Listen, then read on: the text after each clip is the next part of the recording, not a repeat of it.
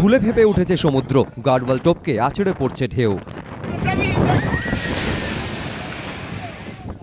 টানা বৃষ্টির জেরে পূর্ব মেদিনীপুরের দীঘায় জলোচ্ছ্বাস।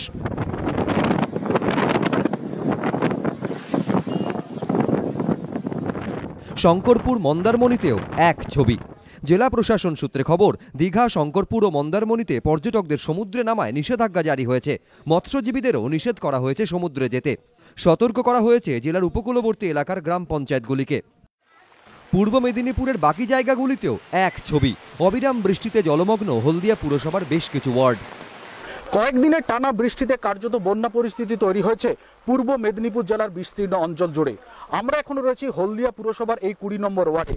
কয়েকদিনের টানা বৃষ্টিতে এখানকার বাসিন্দাদের কিন্তু একেবারে জলবন্দী দশা। আপনারা দেখতেই পাচ্ছেন যে কিভাবে বাড়ির ভেতরে জল ঢুকে গেছিল এবং এখানকার যারা মহিলারা রয়েছেন তারা বাড়ির ভেতর থেকে কিন্তু সেই জলকে, জমা জলকে বের করানোর চেষ্টা করছেন। এখানে জলে পুরা হয়ে আছে, আমরা রান্না বান্না করতে পারছি না, ঘরে ঢুকতে পারছি না, বাচ্চা কাচ্চারা থাকতে পারছি না। কি করব, এখানে এরকমই জল হয়ে গেছে। খাওয়া দাওয়ারও প্রচন্ড কষ্ট, কাজকর্ম সেরকম হয়নি আমাদের। আর এটা প্রতি বছরই এরকম ডুবে যায় সব বর্ষা হলে। পাঁশকুড়াতেও চরমে জল যন্ত্রণা। সব মিলিয়ে পরিস্থিতির দিকে নজর রাখছে জেলা প্রশাসন।